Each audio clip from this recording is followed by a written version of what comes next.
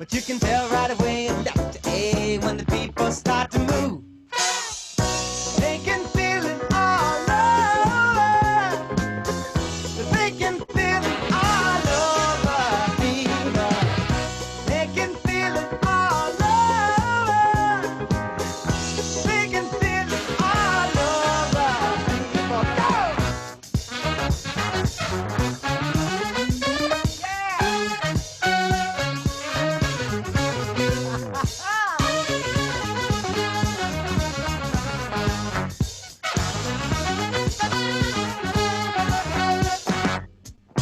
Music knows it is and always will be one of the things that life just won't quit. But here's some of music's pioneers that time will not allow us to forget now. Well, there's Basie Miller, Timo, and the king of all Surdo. And with a voice like Alice ringing out, there's no way the band could lose. You can feel it all over. You can feel it all over, people. You can feel it all over. You can feel it all over, people. You can feel it all over. You can feel it all over, people. You can feel it all over. You can feel it all over, people. Yeah, go, go.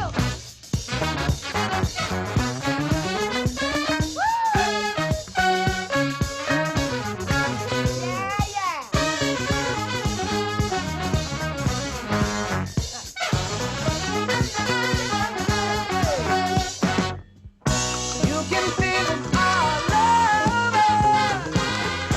You can feel it all over, people. You can feel it all over. Happy Friday, everyone, and welcome to TPS Tonight. Thank you so much for being here. Before we get started with the show, just have a couple of things to go over. So we want to start by acknowledging this land that we live, work, and play on. It's the unceded and traditional territories of the Coast Salish peoples, and we occupy this land. This acknowledgement does not take the place of authentic relationships with Indigenous communities, but it does serve as a first step in honoring the land that we occupy. And if you are able to further support these communities, please visit any one of the 3 links that we have listed in the show for Red Eagle Soaring, Chief Seattle Club, or the Indigenous Mutual Aid Fund. And those links will also be sent to you after the broadcast.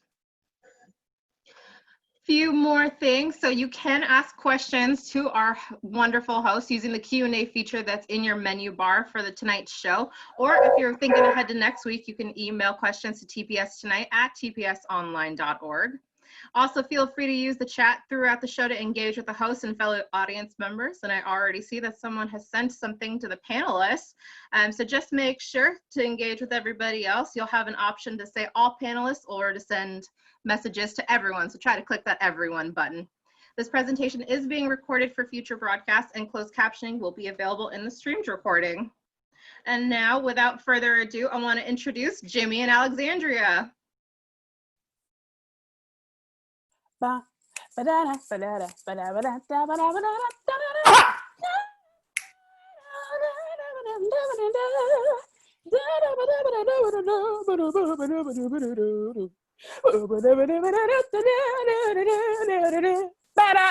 Yes! And we back, just like that. We are back. And we back. And we finna give you a whole concert, apparently. I can't help it.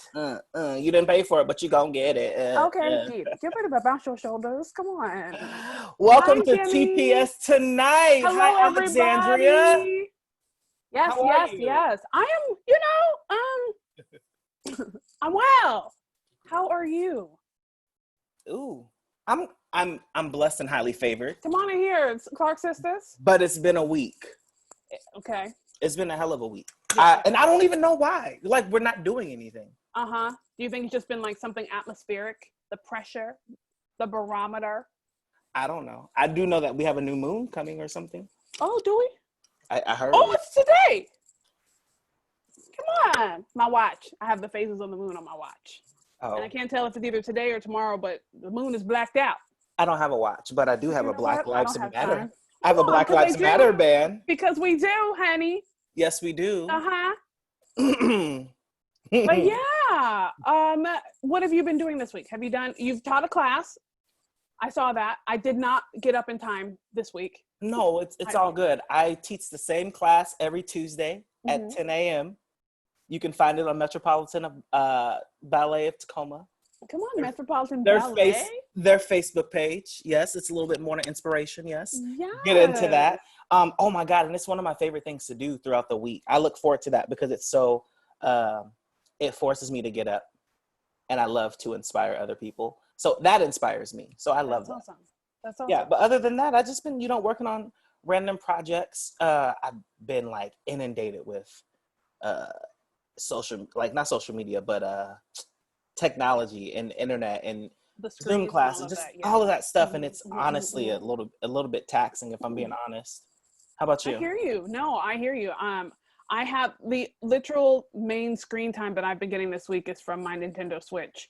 But I don't, I try to like, I realize that I haven't turned on my TV in a long time because everything is there's screens everywhere now that I'm just like, that's an optional screen that I don't have to turn on. So I'm not going to, but it's been a good week for me. I've been trying to stay home and like, not do nothing, and Animal Crossing helps with that. But also, my mom turned 56 on Sunday, and happy birthday, mama. Yes, and she's still a good y'all. Hey, come on, jeans. And we went over and made dinner for her and celebrated her, and I was telling Jimmy in the pre-show that one of her pastor friends had made her a delicious peach cobbler. Y'all, the stuff that these are what dreams are made of. Like literally the most delicious thing, and like decadent, and I wanted to eat more, but I felt like I would take it for granted. So I had my little one slice. Also, I don't think my mama would. For real. You know how like you eat something so good that you're like, I just don't know if I eat more, like I might not appreciate it like it's supposed to be appreciated. I don't know that I've ever had that experience. No, just me. I just be like, I'm gonna just wait until, because in a week, I'm gonna really want this. I'm gonna be so glad that I got this. That I don't know. That delayed gratification. Then like, oh, I got peach cobbler in the, like that. Oh, I don't know. Maybe it's because I cook. And so like, there's been you cook. There's been times. Oh my God, do you cook? There's been times where I've made a meal and it's gone really fast. And I'm like, okay, well, I'm gonna make it again. But the second time around, it just wasn't that. But do you see what I'm saying? Because if you eat it so fast, you're like, ooh, that was bomb. Yeah, had I known. If you wait and then the next day when those seasonings set in, oh my God. Did you not just give the children a word? Oh, if you would just wait, if you would just eat a small portion of it. Oh my God. And save the rest of it and let that seasoning set in, I promise you the next time, and it'll slap so hard that like you might do one of those things where like you dance while you eat. Oh my God, this makes me feel like you're talking about the Rona. Just wait. Just wait. And our season is coming. It's coming. Word. And if we just wait and let this pass, because this too shall pass. Okay. And then when we come out of it, when I tell you how delicious being on a beach is going to be, my dude, when this is all said and done, I'm saying it right now, and I know it's inappropriate. Y'all just better avert your eyes, because the titties gonna be out. And I don't care. The what? Titties. You double D's, not double D's, because these are C's. But I mean like double T or double D, I don't care. However you want to say it. The breast meat shall be released. Come on, breast meat for the babies. Okay. Breast meat for the kids. That good white meat. Can that be a hashtag? Breast meat for the kids? Also, I'm so happy to know that let me finish the statement because it's not shady. Okay. I am so happy to know that you live by yourself. Because if you didn't, I would be worried about the domestic case that is the beating that has happened to your face. I was like, where's he going with this? I was like, he ain't. Yes, Beat he is. for the gods. If I was a neighbor, I would have my ear to the wall while you had that breast to your face. Like, You know what? what's is it? Oh, First of all, should I call somebody? Maybe it's Maybelline. thank you for the compliment. Fenty. I know it's appreciate Fenty. it. It is. It's Fenty. It's a little bit of everything, but I appreciate the compliment. Especially because right before you got on the Zoom today, Ariel learned about why my face looks like it does. So thank you. Oh, yeah, I missed that. So the long and short of it is, she was pressed for time because she could not muster up any motivation to This look week. nice. Mm-hmm. Okay, so I was watching Cooks versus Cons on Hulu, and they were counting down on when the dinner should have been ready. And as they were saying 3, 2, 1, because I was looking at my watch, like, I want to be on the Zoom on time this week. So yes, Cooks versus Cons, it's a bomb, right, Andy? And breast me, hey, Tay Tay. So also, while I'm thinking about my mama's birthday and going over and like hanging out with her, speaking of birthdays, happy birthday, Colleen Nielsen. I know it's your birthday, and I know you're watching. Colleen Nielsen, that is my boo. So hello. I love me some Colleen Nielsen. Happy birthday. We are so happy that you're spending your special Happy birthday to you. Happy birthday to you. Happy birthday. Hey. And I wish Randy was on this. I don't know if she is or not, but I know that's her jam and that's her version. So come on. Happy birthday. Happy birthday. Yeah. I'm doing extra. Yes. Yes, Miranda is on.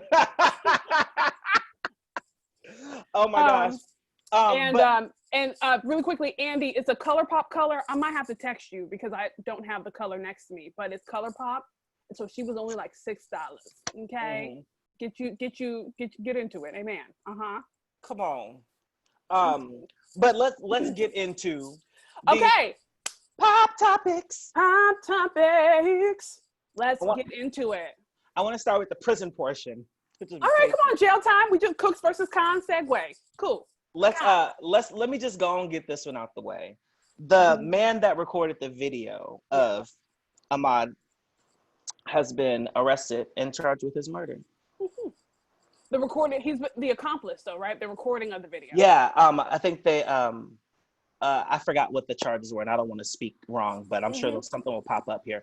But he's being charged with 2 counts. I think false imprisonment or something like that, because he's apparently blocked him from running and getting away. So, you know, that's, let me just start. It's funny, you see how my eyebrows go up because I didn't watch that video because I refused to keep watching lynchings in America. So there's that. There's me going like, oh, accomplice to felony murder. Thank you, KVM. Thank you, KVM. Like, that's like, right. And rightly so. Now let's that is just due, but I want to get to my favorite prison story of the week. Oh my gosh, what is it? Why are you so excited about it though? Aunt Becky. Because look, so for those of you who don't know, Lori Loughlin and her husband Massimo, the Target brand. Yes, I was rocking that too back in the day. Oh snap! I got some Massimo brand. Just throw it in the trash. I hate you. But they have pled guilty to wire fraud and whatever counts for the college admission scam. Oh, they pled guilty. Yes, they pled guilty, hoping to get a plea deal. Now, the thing about the plea deal is that they are requesting, I think she is requesting 2 months, and he is requesting 4 months, and with like a myriad of fines. Hold on. 4 months. But what they're being charged with technically holds it up to 40-year sentence. Yeah. So they won't get their final, the judge is going to make his final decision, I guess, sometime in August. But the privilege of it all. What's your question? Hello, longtime listener, first time caller. I would like to know, like, you can make requests for the time that you want to spend in jail? Wow. I'm gonna plead guilty, but I'd it's a plea deal. That's what their plea deal is. I'll do it, but only if it's like 3 months. Any more than that, I'm just like, I don't know, you guys. Maybe we need to like. I hope you get arrested for something and do that in court. That specifically in court. But if I ever got arrested, I probably, hopefully, I wouldn't get arrested. Well, and I think that one of the things that is annoying is they should have just, when Felicity Huffman, whatever you say her name, did her plea deal, her I'm guilty deal, and got off with her couple days, her Martha Stewart sentence. Yeah. She went in for like 2 days. She came out. Yeah, not her Martha Stewart sentence, because Martha was in there for a hot second. Martha went in. That's why she and Snoop are such good friends. She did her time, honey. But she, if she had just did that from the jump, she wouldn't have to be asking for different times. But everybody is saying that they asked for this. They pled guilty and asked for the specific time because of they're gonna get the corona get out. The prison. I'm saying though, the get out of jail free card. You definitely do not want to be going to jail during this time. Like, so what? if they plead guilty, and the judge, says this is what I think, are they gonna go to jail? Timing. Man, I don't know, man. I think that's such an interesting case because I had forgotten all about it because like life has gotten so much more harried than, people who pull strings to get their kids into school and like commit fraud and like do all that sort of thing. And like Aunt Becky, so sad. But also I wasn't a super full house stand in the whole TGIF lineup anyway. I was like, okay, sure, I'll watch it, but like Step by Step, Family Matters, that was kind of my jam. Long story long.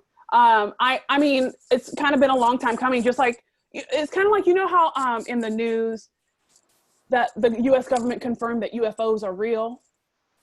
Oh, I missed that. Yeah, it happened like 2 weeks ago, maybe 3 weeks ago, maybe even a month ago. Because what is time? I mean, but it just stands for unidentified flying object, though. So if I true, but everyone's like, no, we like maybe the aliens of it is real. But all I know is there's so much happening right now in this world that like those things just kind of like, oh, UFOs are real, cool. Like they're passing us. You know what I mean? And I feel like it's just really interesting. Like that's a very interesting news article that I'd completely forgotten all about. Another thing I want to talk about on Pop Topics. It's just so beautiful whenever you do that. Because we stole it. We gonna go to jail. Right. As soon as we pick up, traction and go national and like. I mean, no copyright infringement. Also, Hot Pockets sponsor us. I mean, I eat y'all anyway. We're literally in quarantine. And I'd be like, I'm not cooking. So what am I doing? I'm heating up a Pop Topic. Okay. We can make them have better sales. But did you catch the tea on the Tonys? The tea on the Tonys. The capital T. Yeah, I saw some interesting information out there. What was the information that you?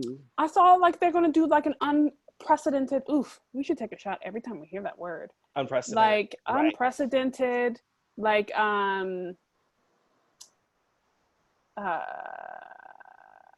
something that's never been seen before. Virtual type deal. And I don't know what to think. Do you, because we do live theater, do you think that this is geared towards the people who,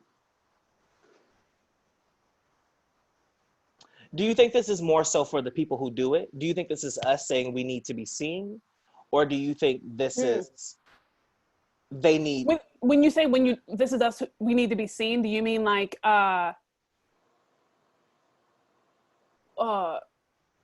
we are dying and that we're not creating something, so I need to create? Or do you mean like this is us, we need to be seen, as in like we matter and y'all shut us down so fast and we didn't have a place to celebrate us, so we gonna celebrate this year? I'm gonna go ahead and say a mix of the two, but primarily the more so like, look at me. Yeah. I guess this is gonna be a real musical episode, ain't it? Yeah. I have such conflicting feelings. On the one hand, this is where we would superimpose my first thought. I feel like there are people who did extraordinary work on Broadway this season who deserve to be recognized. Because this is the same thing I feel about the Gregory Awards. There are people who have done extraordinary work in the regional, in our community, who deserve to be recognized and like, yay, give them awards. But on the other hand, I'm like, I am not at all craving to create content for the applause. Like, even this show was not me going, hey, Ariel, we should create a blah, blah, blah, because I miss creating. Like, it's more like, I don't know if this is like, on this hand, if you're saying that I need to be seen, that's like, I need to create content because we're like, I haven't created in like 3 days and I honestly don't know what I'm going to do. So I just need to like get, like, I've never felt that. Performing has always been like a joy and a pleasure and an honor that's not come from like this, if you will. So I'm not sure if that'll be beneficial. If we're doing it specifically because like we haven't created in a long time and like we're all like desperately starving for creativity in some way, or that creative, and maybe there are people out there like that. I'm not. I mean, but did they say that there were going to be an awards? Like, it was very vague. It didn't say.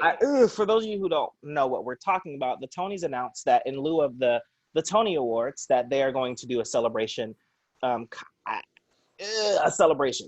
going to be unlike any other. The post says, we are thrilled to be producing a special never-before-seen event, bringing together the entire theater community in celebration of the Tony Awards on what would be Broadway's biggest night, benefiting the American Theater Wing and the Broadway League Foundation.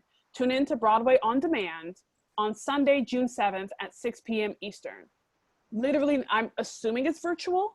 Like, yeah, it has to be virtual. But I mean, there are people who need to be celebrated. There are people who did amazing, incredible work. Had their shows canceled. Like, we are actors who were working on things and they got canceled, and it was like life abruptly changed for us. And like, how do we bounce back from that? But other than to celebrate ourselves. And I would like that more. I would like celebrating and going like, we will bounce back. We will come back from this, more than like, if I don't create, I'll just die.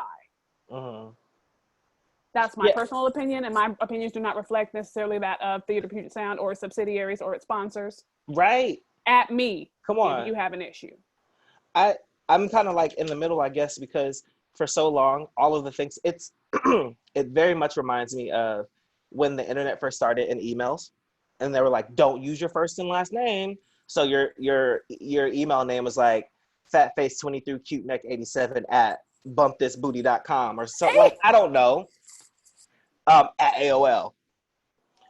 But then all of a sudden it was like, I'm sorry, I'm here for that actually. Ariel, that's the new email address. Send your Q&A for the kids on the network. But then all of a sudden it was like, no, we need to be professional. So we need your first and last name, and we need your social security number to be attached, and the year you were born, and the blood of your firstborn, and like, so we know it's you. Yeah. So I feel like that's kind of what is happening entertainment-wise, especially specifically with stuff that we've always said for so long. Live theater is not supposed. Live theater. I hope you guys are reading the comments. It's so good. Live theater is not supposed to be recorded. It's supposed to be live. And remember when bootlegs started getting heavy, and people and I mean, like, we're entering into a new, like, a new world. Frontier? Ooh. A whole new. Okay. Like, Earth. A whole new Earth. It's bigger and it's definitely different. A new fantastic point of view. Not view. A view. So I feel like we're also getting into the, like, theaters are creating more virtual content. And so we're going to have to start going down those, like, negotiations here pretty soon. Like, I'm hoping that they start to get ready for that sort of thing.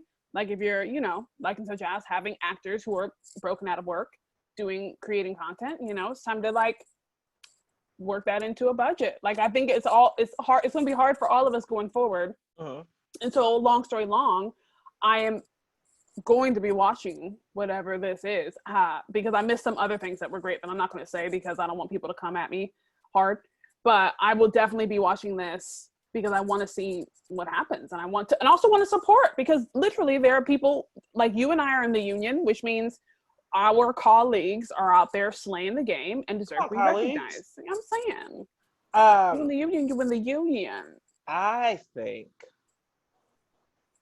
we need a second opinion. What do you think? Oh, come on. I swear, you be killing the segues. I'm gonna just call you Two Wheels. Henceforth, post haste.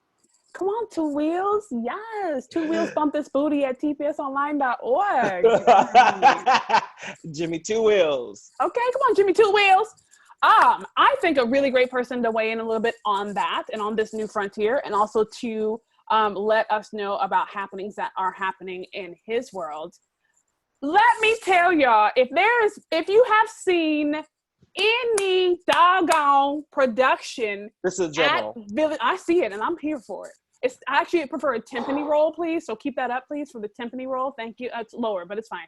It's on the ground. Yep, like a barrel drum. There we go. There it is. Can you hurry up though? Okay, I'm sorry. This is Dream 90X. If you have seen any production at Village Theater, his hand has been all over it because he is, and I believe I have the title right, and correct me if I'm wrong, he is the music supervisor of Village Theater. He is a lovely human being, and we are so excited to be talking to the incomparable, amazing 1/3 of Fawcett, Symons, and Fogg. Please put your hands together, even though we can't see or hear you, for Mr. Tim Symons!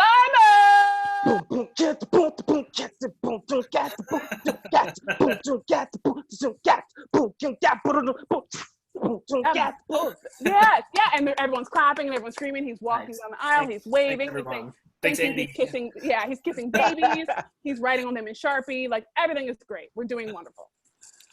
How are you, sir? Hi, hey, I'm good. Jimmy, you were holding that drum roll for a long time.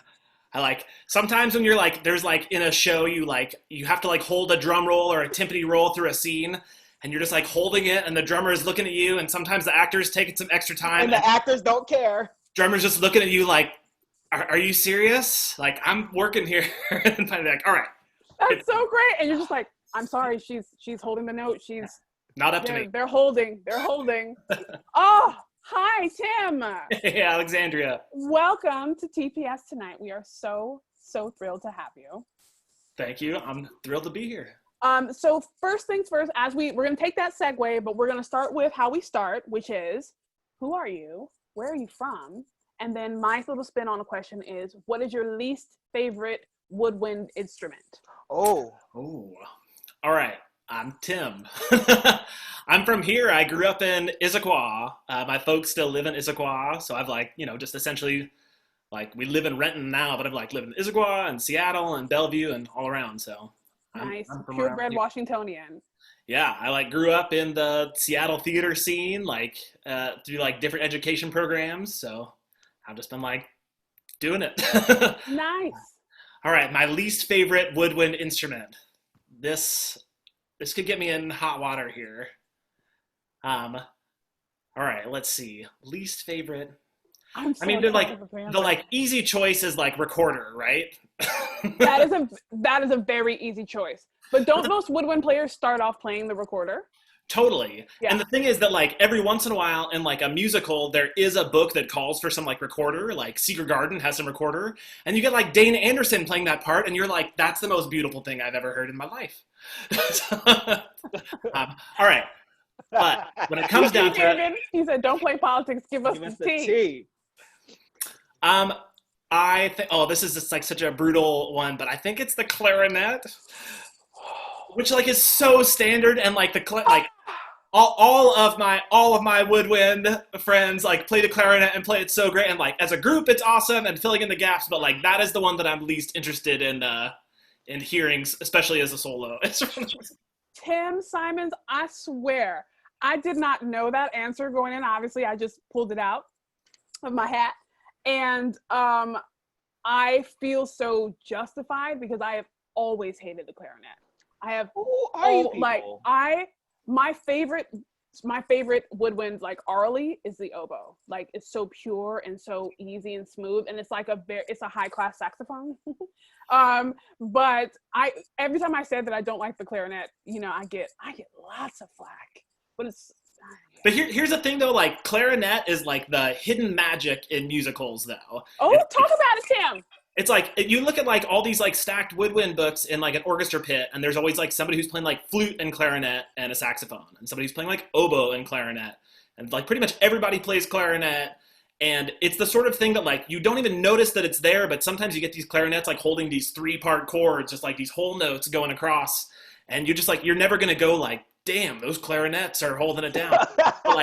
But they kind of do the same thing. But they are holding it down. Strings do, yeah. And it's like, and some beautiful clarinets can be awesome. So that's my way of walking back the fact that I just said clarinet is my Does that mean that you feel some kind of way about a saxophone? I mean, saxophones are awesome. It's like, however, they're awful, but it's cool. You know what? Now that I think about it, though, soprano sax is rough. Oh, you're not here for no Kenny G? No, most definitely not.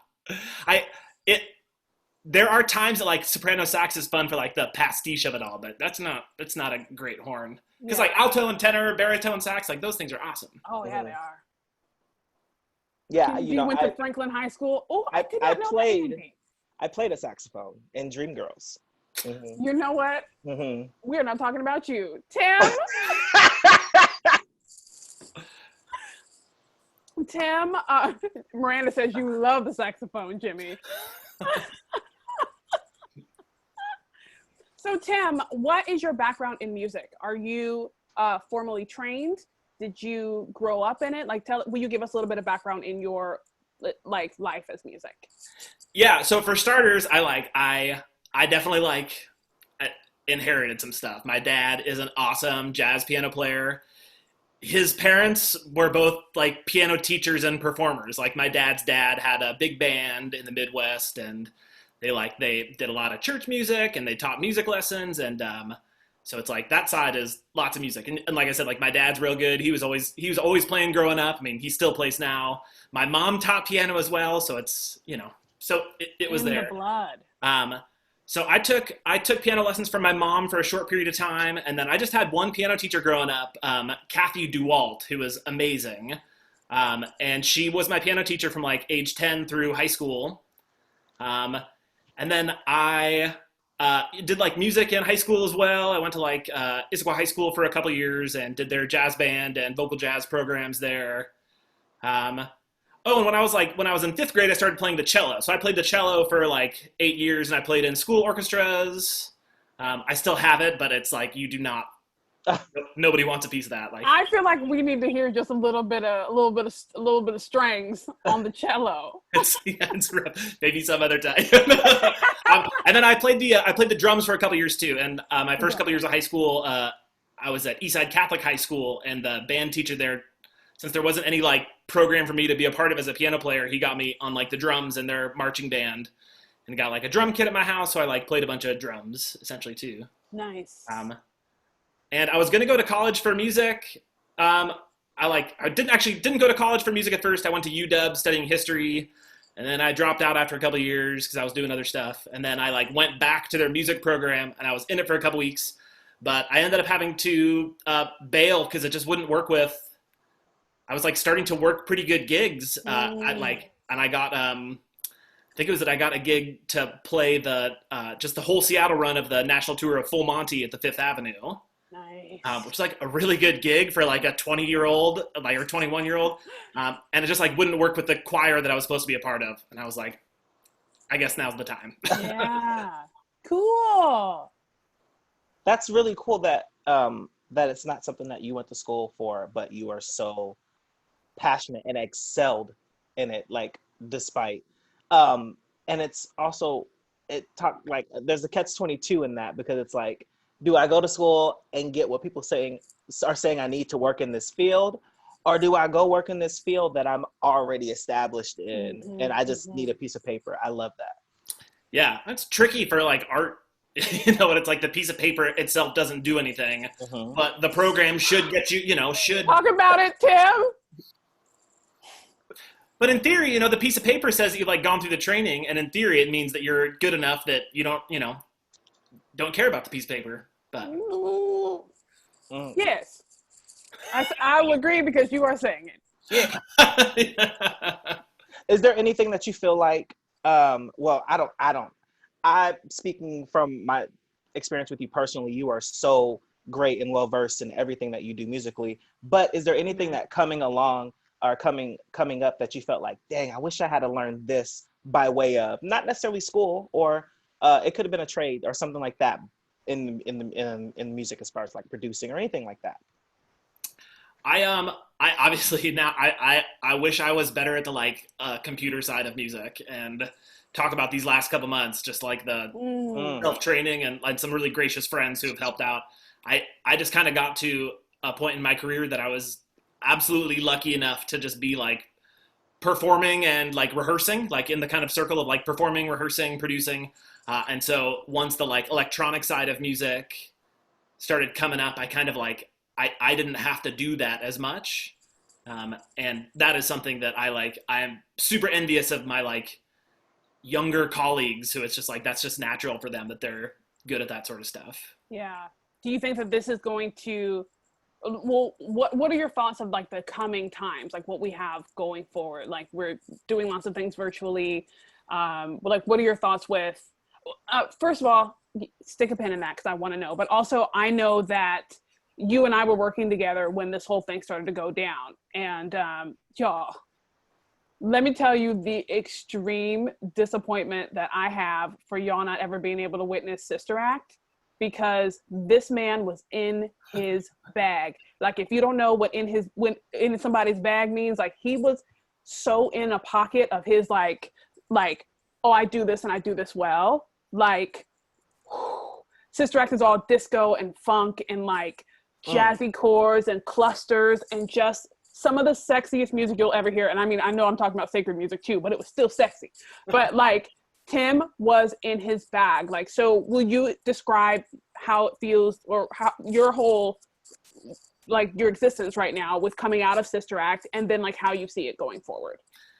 Yeah, I mean, thank you. Those really kind words. It's the truth. I can't BS it. I almost said it. It was definitely one of those, you saw that project, it was like a week away from the first audience, and you're like, we're going to like, it's already in decent shape, but like this next week is going to be real. And like musically, we were all on board to just like nail it. But, like I have just like, my preference has just always been live. My preference has always been collaborative. I've never been a solo musician.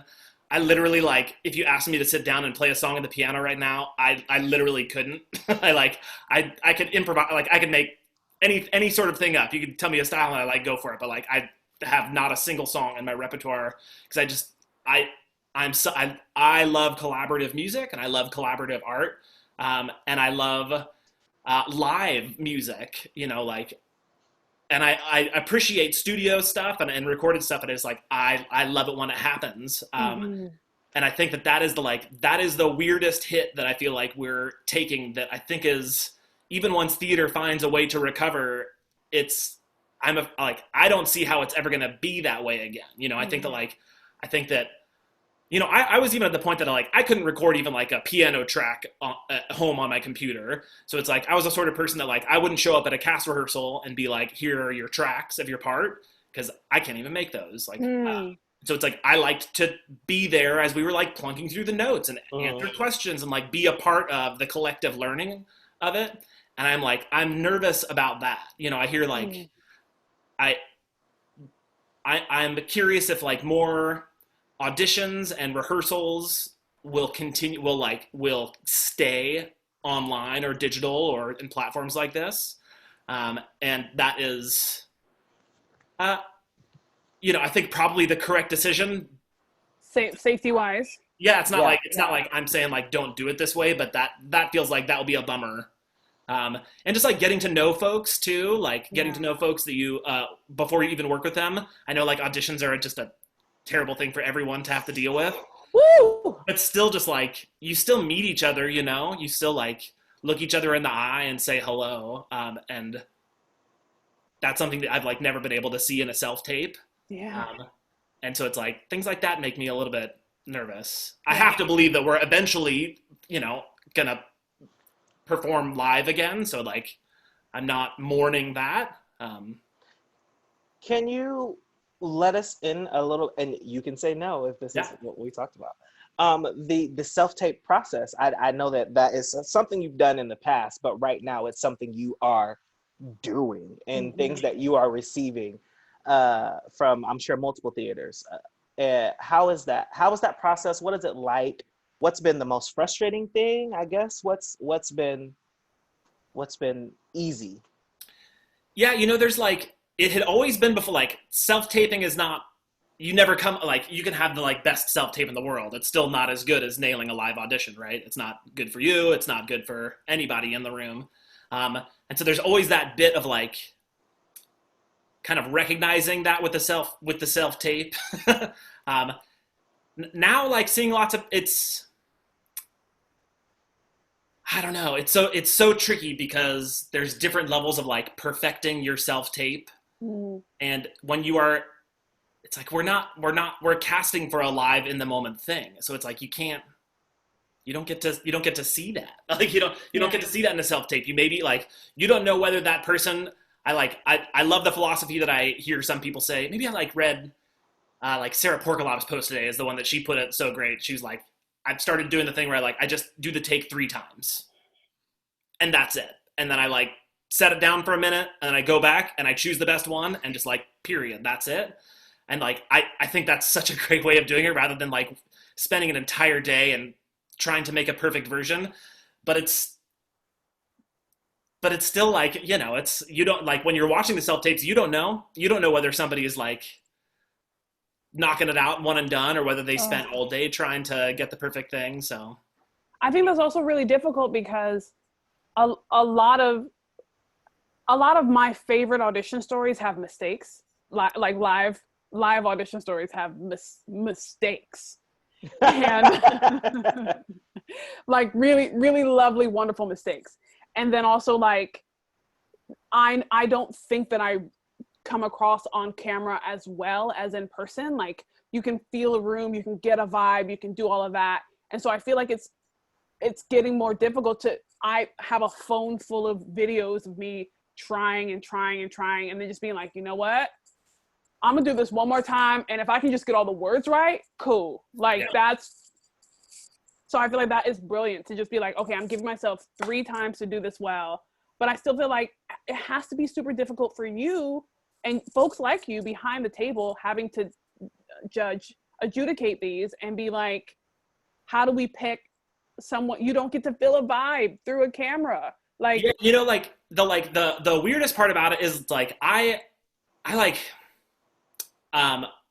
really like working with people and I like absolutely don't think that there is like, I really tried not to operate on a power structure of like, I have director in my title. So what I say is right. And what you say, like, thanks for your opinion. Like, I think that we're like 100% equals. Like I can, you know, it's my job to direct the music and to like make the decision, but it's your job to do it every single day. So it's like, so it's not, you know, I certainly like never consider myself like a power tripping music director in that way. But with that said, like oftentimes in auditions, I hear something and somebody's great and I go like, oh, awesome. Can you try this? And it's not a note that will like, that it's like, this is the right way to do it. But it's like, hey, here's either like a note or a word that you maybe missed, or just like, hey, now can you try it this way? And I just like, I love seeing people work. And and I love people who are just like, sure. And they like go in and they like totally fail at the thing, but it's like, you know what? They did something else. Like and that's awesome. Like that's all I want. So I know that there's definitely some directors who are like, I want the person who's going to give me the product. And I also know tons of directors that are just looking for the potential. I think of like, you know, Steve Tompkins, for example. It's like he never based his casting off of like the performance you gave in the audition room.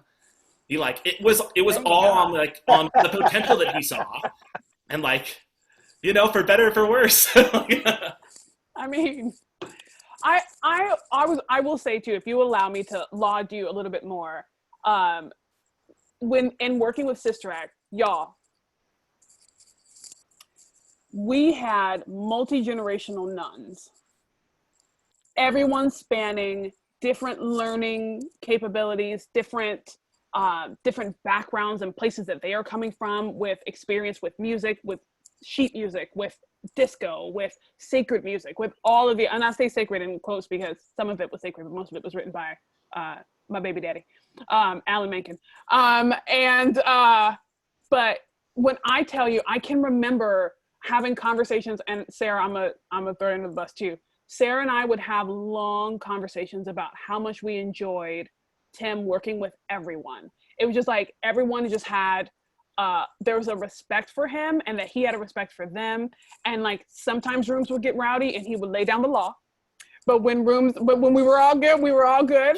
And I remember specifically there was one actor who walked up to Tim with their sheet music and said, "So I'm gonna do this here, I'm gonna do this here, and I'm gonna do this here." And I was watching going, I can't believe this person is telling Tim what they're gonna do, even though he's clearly giving us direction. And like Tim just kind of like looked and like, okay, like just kind of like, okay, as long as we're all cutting off together, or like, nope, as long as you cut off on the 3, as long as you cut off on the 1, okay. And I was just like, he just handled that so coolly. I have never seen someone just be like, no, you're gonna cut off when I say instead of doing what you're doing right here, you're gonna do what I told you to do in rehearsal, and you're gonna be happy about it. But he was just like, yeah, okay, cool. And just like work through everything, like everybody's different learning levels, like complete and total patience for very difficult music too. And navigating all those parts, Andy, yes. Like just brilliant. And I think that you never feel pressure with him in the room. Ever. It's just everyone's working, everyone's learning. Mm-hmm. And I feel like you're saying that you like working with people, and everything is collaborative.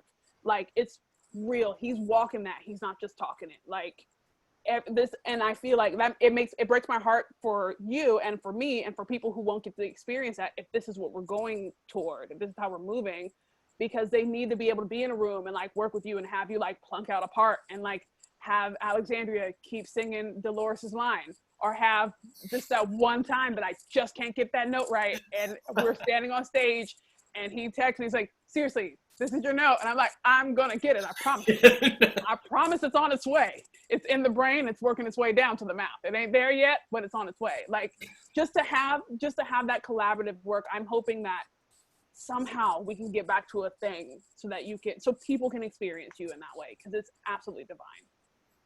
Well, thank you. That's real sweet. I mean, I like I hate pressure in the room. When like, it's like learning music is so tedious. Even when you love music, it's like, it's just a slow process. Just like the pairing of you, speaking from my own personal experience, the pairing of you and Catherine Van Meter during Matilda, for me was, first of all, I was there by the grace. Let me just say that. I was there by the grace. In every aspect, I was there by the grace. I spoke it into existence, but sure did. I was there by the grace. Uh-huh. And to be in that room and to, as a choreographer, have questions or need things or need things of you or not need things of you, and you just being able to give at any given moment, like, let's slow this down.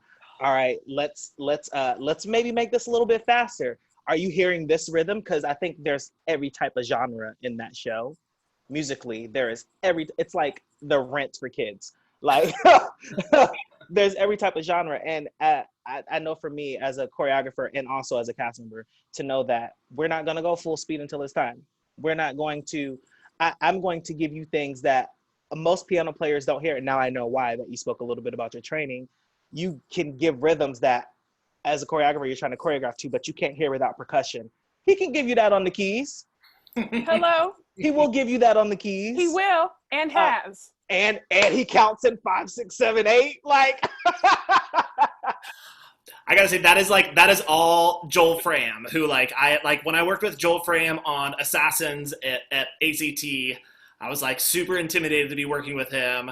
And I was in John Langs was in the room, and it was a tough room. And I was like 5, 6, and Joel just goes like, no, it's like you count that off so every single person can hear you. I was like, all right, I'll just yell it out. I'll just yes. You kind of that clap. Oh, Joel Fram, he blesses my spirit. I think it's another thing of getting someone who knows what they want and how to get it out of you without becoming a jerk about it. And I think that as an actor, there's nothing more that you can appreciate than someone going no, or nope, that's not the right note, or will you play that again? Yep, I'll play it. Just something that helps you feel I know we're all learning. I know I'm still messing this up. Please help, please help. And everything is really collaborative. And I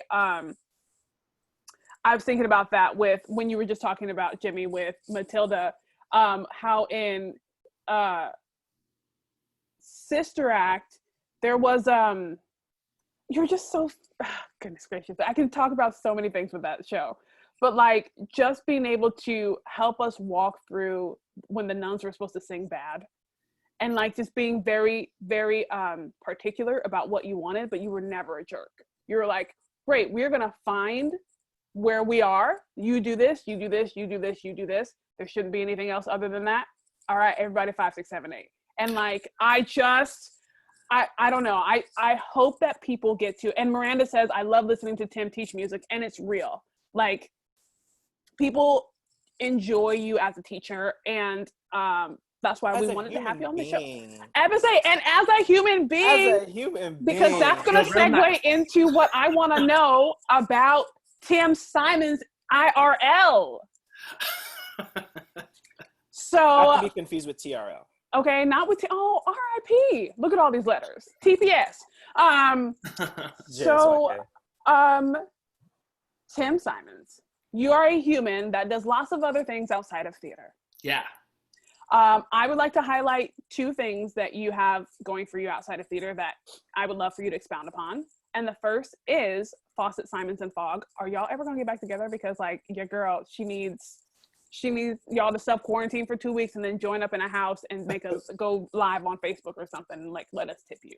Well, those 2 dudes are 2 of my best friends. It's Stephen Fogg plays the 8-string guitar and John Fawcett plays the drums. We actually, I saw them a couple days ago because we have a rehearsal studio on Capitol Hill, kind of halfway between Capitol Hill and the ID, and that's where all of our gear lives there, and so we and it's a really tight little space. There's no way we'd be able to sit, it's 6 feet total. There's no way we could social distance. So we essentially just went out the other day to just kind of drink a beer and hang out in front of the rehearsal studio and pretend like we were taking a long break. And so we hung out and just kind of talked about music, and it was nice. But yeah, those guys, I used to play in a band with the 2 of them and one other dude, Chris Stefanelli, who's another one of my best friends. And we were in a band called The Special Purpose that in Seattle played from 2005 to 2011. Oh. And we played a lot. We were kind of a hippie jam band, but it was instrumental funk. And we toured a lot, and so we played a lot, and then it kind of became the jazz trio. But cool. Was that Ponytail Tim days? Dope. Yeah. I heard about that ponytail. But yeah, we've me and Stephen Fogg, him and I met doing a Village Theater Kids stage show in 1995. Wow. Yeah, so I was 15 years old, and so yeah, that's where we met. So it's crazy that we ended up, and we were both just in the cast, and so it's crazy that we met there and ended up being jazz trio. So yeah, and it's I can't remember. I feel like it was Catherine. I'm gonna give you the credit, Catherine, who invited me to see y'all at the Triple Door. And y'all were in a little corner, and it was super dimly lit. It was very sweet. I think Taylor was also there. And we were sitting at a table, and they were playing, now Jimmy Shields.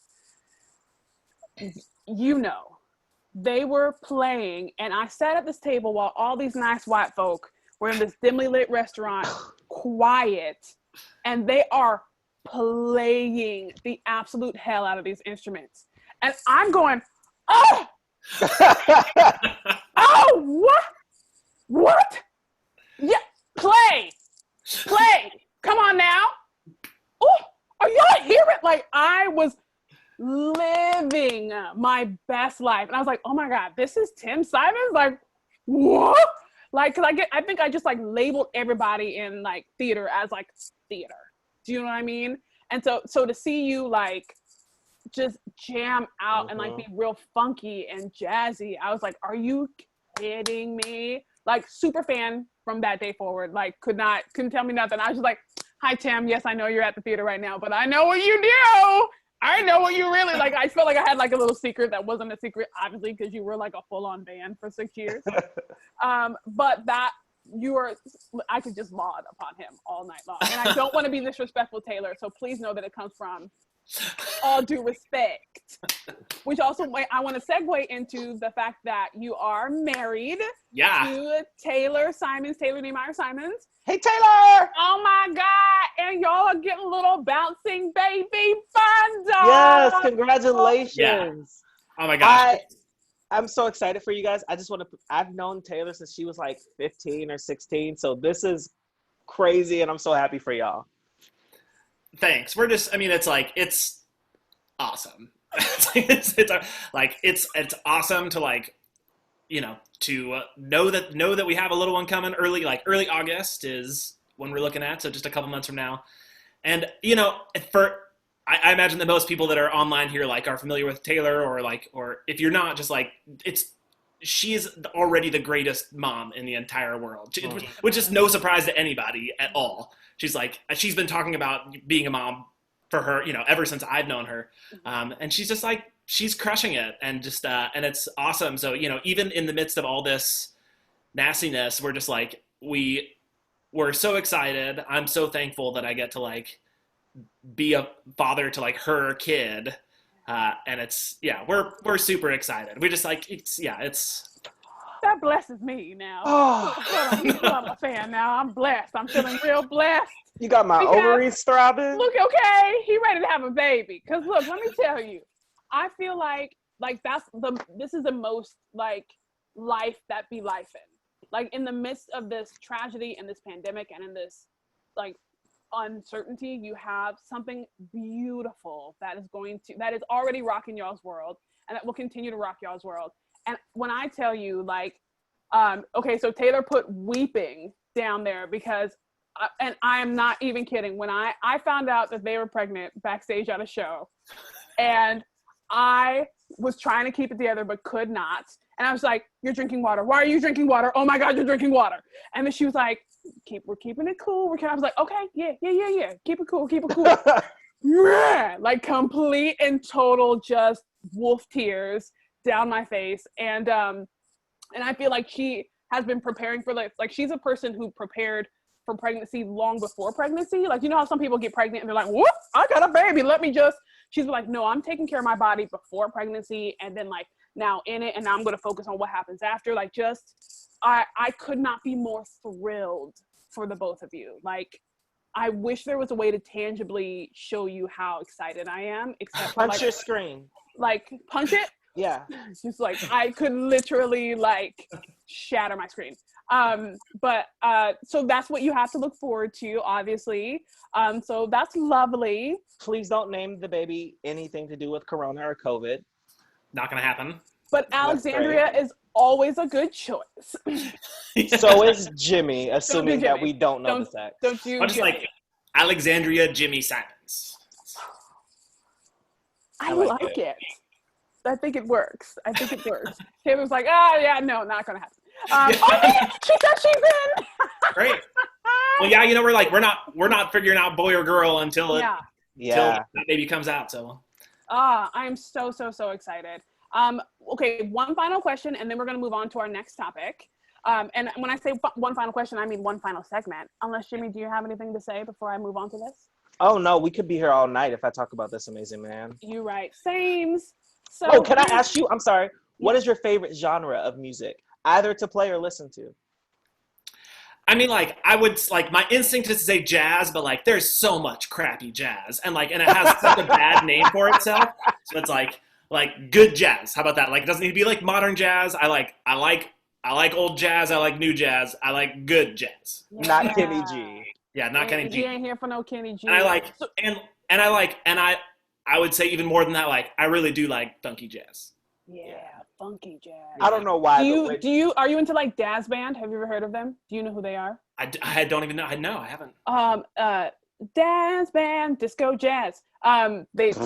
Disco jazz. Hold on. They might have a song, I think, Let It Whip. Let it whip, whip it, baby. Just whip it right. That's the Daz Band. Anyway, they're great.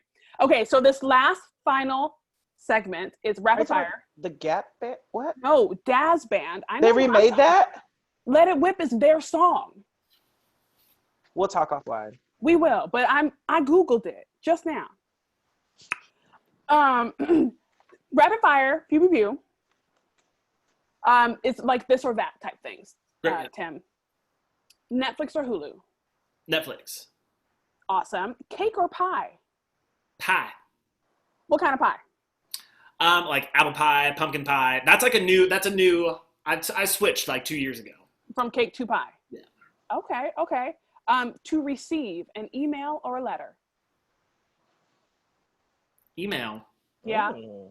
Yeah. I'm good at emailing. I like emailing. I hate it. I hate it.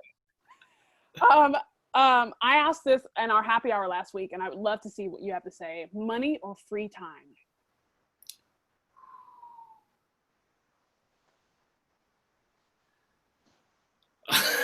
Free time.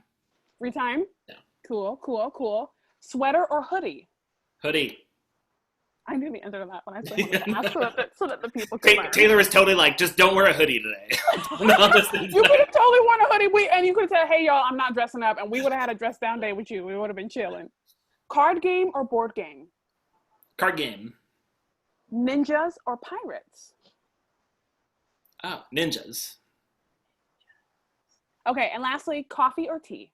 Coffee. How do you take your coffee? Black. Ow! Watch out, Taylor. Oh! You take your coffee black, huh? She's laughing down. I can hear her down the road. So, you're staying for a couple questions, yeah, Timothy? Because we got a couple questions that some people want to ask us. For sure. We're getting into our segment. The kids want to know. We don't have a theme song for that. The kids want to know. The kids want to know. Hey, the kids want to know. The kids want to know. I don't know. Anyway. All right. You want to start with the first question? Oh, no, I'll start. No, I'm going to start the first question because the second one I cannot answer. Okay, do it. Ooh. First question is from Ann. Oh, I'm going to say your name because I know you want this. I know you want this attention. All three questions are from Andy Alhadoff. She's everything. Come on out, Andy. Thank you for participating, beautiful. If each of you were an instrument, what instrument would you be? I know my answer right off top. Mine would be an acoustic guitar. Okay, come on, Tony Braxton. The smoky room, small cafe. Why? Because I feel like it can take you to every genre of music and every emotion. Like it could be funky. It could give you a little Latin fusion. It can give you a little singer-songwriter, a little soul. Little avocado voice, yes. Justice for avocados. Yes, like that. You sing like, I'm so excited to be alive, though it's raining. Like that. What's your answer? I don't have one yet. I'm stalling. That's why I asked you why. Tim, do you have one? I'd say like upright bass. Just like classic. You got to be skilled to play it. Yeah. Not just anybody can just pick it up. Hold it down. Make like, Catherine, yes. Yeah. Steady. Holding it down. Do you have one of those extenders? Yeah, like a C extension. Thank you. I know some things. Chris Jones would play you absolutely and play the absolute stank out of Tim Symons. I honestly feel like, you know what? I would be a French horn. You love you some damn French horn. First of all, shit is tough to play. Okay. Hard. Ain't And always oboe. ain't always in tune. Okay. Sometimes way too loud. Everybody be like, okay, French horn, thanks. Thank you for being here. But also you can't really have, a good orchestra sound without me. So like, How do you hold the French horn? it's am I close, Tim? Yeah, it's good. Ooh, Sometimes No, I remember the shit that I can't see it. How do you hold it? You know what? Mind your business. No, I really couldn't see it. You really couldn't see it? No. You hold it here to the side. Yeah, I think you're Now it's a little high. Oh, okay. Well, because I'm trying to show him because it's at my titties. Yeah, It would normally be down here at the thumb under a titty to your waist, right? Is that about it, Tim? I don't know if that's the correct. Yeah, it's exactly that's what they teach you. It's actually called the titty horn. The titty horn. Okay, and you hold it right there, and then you blow. The breast brass. The brass breast. What's the next question? I'm gonna pee. I have a question specifically for Tim. What would be the first album you would pick to play for you and Taylor's baby? The first album to play for. And this is also asterisk that I want to know. Have you already done the headphones over the stomach? No, Okay. no. I mean, probably something pretty quiet. Probably something that's for the baby. Probably something that's not too. I don't know. Okay, so probably what it would be is there's this jazz guitarist named Julian Lage, Lage. And he's anything you look up on him on Spotify, it's good. But he has an album called World's Fair that's just him playing acoustic guitar, and it's in a beautifully mic'd up room, and it's just it's so in a way chill, but he's playing the hell out of the thing. So it's not just some cheesy ass being in the woods, acoustic guitar music. It's complicated stuff, but it's still pretty soothing. So we'll go with that. That's awesome. And then maybe your kid won't be loud like me because my dad definitely did Earth, Wind, and Fire. So Nice. Yeah. Loud as hell for no reason. Either that or the Crusaders, and then we'll just go for it. Yeah. Nice. We got another question. This will probably be our last question, but I mean, we'll see. This is from Charles Symons. Tim, what's your most memorable project, show, or gig, good or bad? Ooh. Most memorable. Wow. Can I do two? Yep. Yes. So it's anytime you're doing a best of or what's your favorite version, I always feel weird of doing something that's recent, right? Because you're it hasn't stood up to the test of time yet. But I had such an awesome time doing Spelling Bee this year at Village Theater. Taylor was in it, so any time that the two of us end up being on the same show, that's just that's a joy. Yeah. And that company was awesome. They killed it every single day, and they just there was times even that there was weird audiences, and they just got in there and did it every day, and every single person was really good. And just I was actually going back and watching some of the archival footage recently of it, and just Sarah Russell is just I could just watch her the entire time. She's so funny. And Erica, you had a group ensemble of standouts. Yeah, and they worked as such a unit. And then and then you got the I Love You song with Taylor and Jessica Scarrett and Nicholas Bernard, who just they can sing. So it's that I think that will stand the test of time as being a really special project. It's also the last thing that I actually performed since Sister Act went down.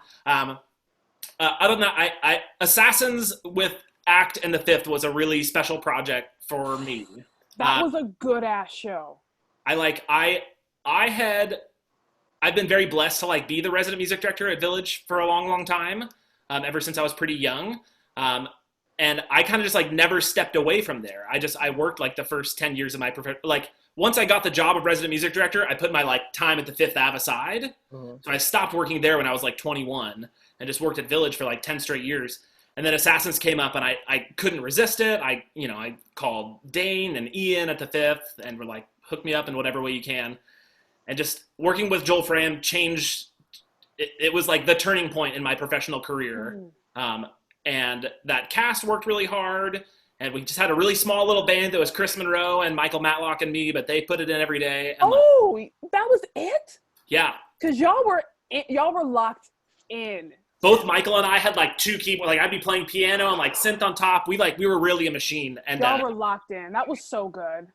So that was a really good. That was a good time. And that cast was also, it's always the case. Like that was another cast. It was like 10 people that gave their all every single day and like weren't assholes. Like everybody was like super there for each other, even on their worst of days. So that that made it pretty awesome. Yeah. Awesome. Oh. Yeah, Jimmy? What? I just said dope. Dope. I thought you said so. Sorry. I paused like so because it was a beautiful like layer. And Tim, thank you so much for coming. Oh my gosh, thank you. I was thinking all day, I was like, I'm just stoked to talk to Alexandria and Jimmy. So if you ever want to just like hang out, you already know what it is. You know what the answer is yes. So just know we're over here trying to do our good self-isolation so that we can protect you and your baby mama / wife, who's amazing. And we love you. Love you, Taylor. So like that's why I want to hang out with people, but I'm trying to protect y'all. So just know I'm doing my good self-isolation for that. And I hope that we get a vaccine for this and everything can go back to semi-normal. Yeah, because then we're doing chili and cheesy cornbread. We already planned it. We just need a date. That's really what it is. Sounds real good. It's really what it is. And you know what our date is. We planned it last year. You know what it is. Good night. Thank you so much, Tim, for being a part of this and letting us interview you. Everybody who's watching, we hope that y'all got to get to know Tim on a molecular level that is not like all theater and all like, tell me why I didn't get cast. He's a real person, y'all. See, right? Humans behind the table. And we appreciate you all for joining us once again for TPS Tonight. Next week, Jimmy, do you want to take this? No. Oh, you don't? Well, I'm excited then. Next week's guest is... Go ahead. Do it. Next week's guest. I'm really excited about this, as we're excited about all guests. All of our guests. This is very similar to why we wanted Tim on the show, because people only know the front of the scenes. We want to get the behind the scenes. Yes. It's the incomparable, iconic dancer, choreographer, actor extraordinaire. He's been on Broadway. He's been on tour. He's danced around the world. Daniel Cruz. Next Friday, the 29th. So please join us. It'll be same bat time, same bat channel. Maybe a different channel because we'll send you a different Zoom link. But 8 p.m. next Friday, the 29th with the now interior design maven, Daniel Cruz. Multifaceted. Quick. What's your dream show, Timothy? That was a question. I didn't realize that. I'm so sorry. No, it just came. Yep. What's my dream show? Yeah.